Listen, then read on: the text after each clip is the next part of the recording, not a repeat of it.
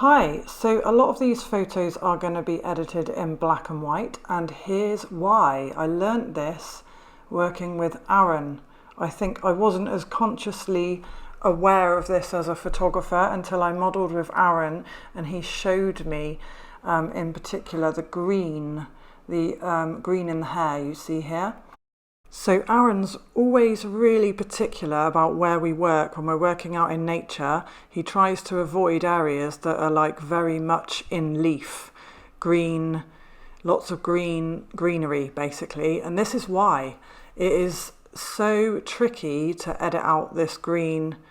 It's just a bit of a pain, you know, to edit out this green cast when it's on the skin and the hair. Oh, actually, I just noticed I can see it on the shadow near my bangles on my wrist there as well. Can you see it reflecting in my top there? So, but doesn't this shot look beautiful in black and white? And it's often the way I've found when I'm working out in the greenery, and I have noticed it before, but I haven't been so aware of it.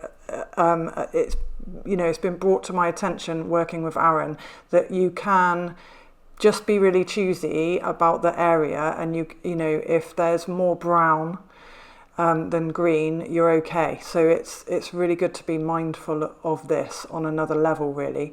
And it's so interesting looking back through these photos and noticing where the green isn't even on me, and it's almost it would be very difficult to notice this at the point of the shoot. You would have to be really zooming right into every shot and analysing it very carefully. But when you get them back on the computer, you can really see. So at this angle, obviously, it was reflecting into my hair quite heavily here.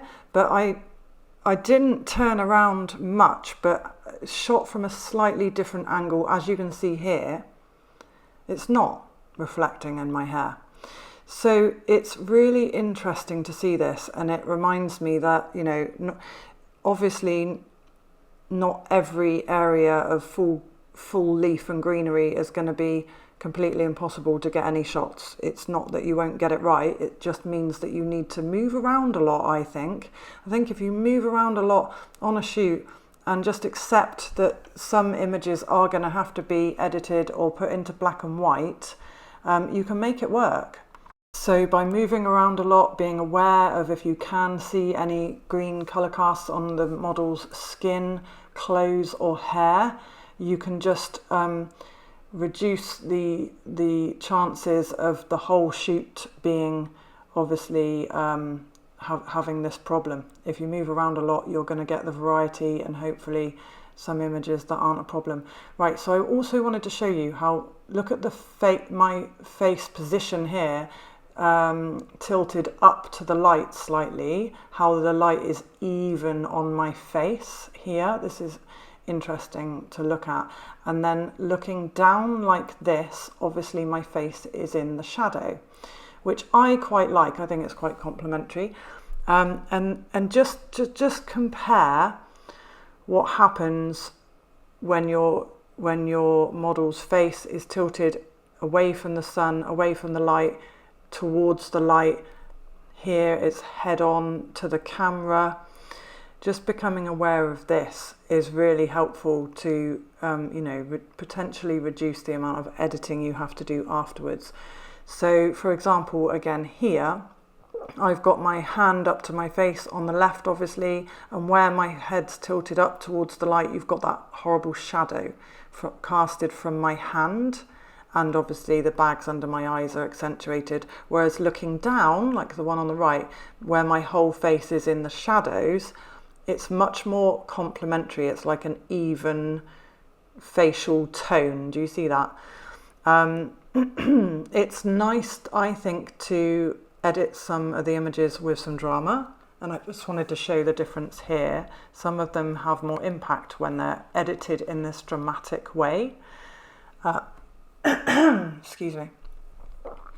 But just really paying attention to different editing styles, the impact that has, what are the images likely to be used for, being mindful of that, and therefore what editing do you want to carry out on them, and how much editing.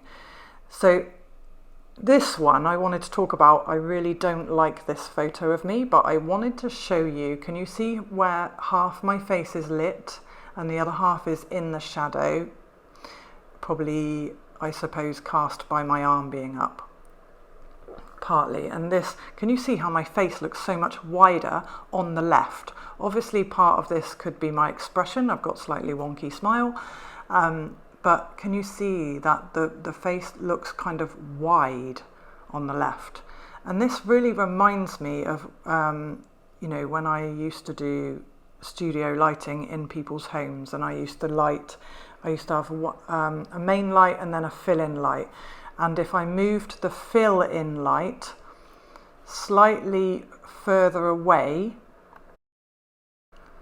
from the main light, obviously it would affect how much roundness there is to the face. And I remember having to be very careful of this, because if you light somebody very flat on the face, it can be uncomplimentary.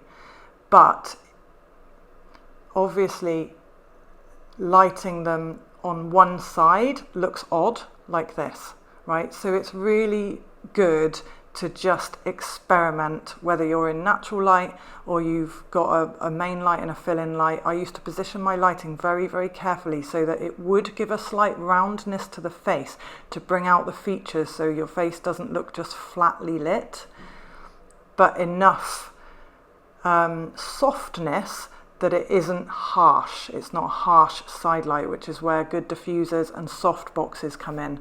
But I digress slightly. This just reminded me of that. So in some images, we really seemed to get away with murder in terms of the green light on the skin. And it was just, it's really fascinating to see this, right? So for example, if you look at this image here, I'm stood really, really close to the tree, which is absolutely covered in moss, and yet there's no green light whatsoever in my hair on the image in the right hand side, right? None at all. And yet if you look at the one on the left, taken from a different angle, there is a green colour cast in the right, in my hair on the right hand side. Do you see that? And so it really obviously depends where the sun is shining through the leaves and how that is falling on the subject. And I think it is quite difficult to guess at the time, or figure out at the time, where it's going to be an issue and where it isn't. Because as you can see in the right, I am stood in almost the same spot, and it's just taken from a different angle. So really interesting. I'm going to pay more attention to this at the time of shooting next time, to just see if I can figure out, be a bit of a detective, and figure out when it is that it's likely to be more of an issue. And it must be to do with the sun shining through those leaves and that light falling on the skin or the hair.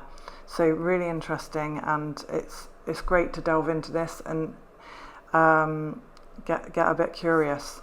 What do you guys think? Any input on the green colour cast on the skin or hair?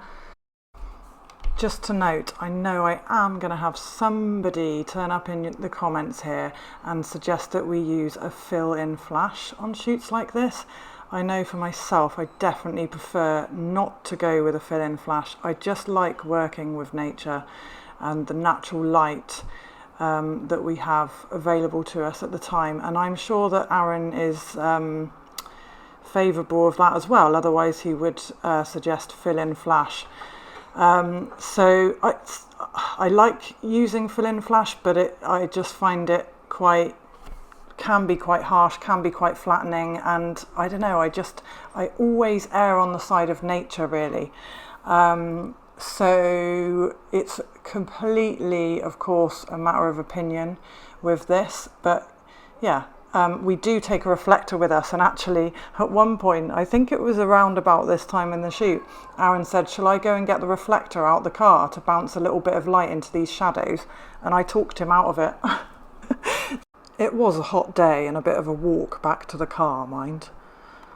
So always something we're aware of, but we normally just choose not to go with fill-in flash and just work with nature in this way, which I absolutely love personally. Anyway, see you in the comments, guys. Always good to hear from you, and see you chatting amongst yourselves, and the input that is available in the comments from you guys, and your expertise is always valuable for others watching and reading, so thank you. Take care, see you soon, bye.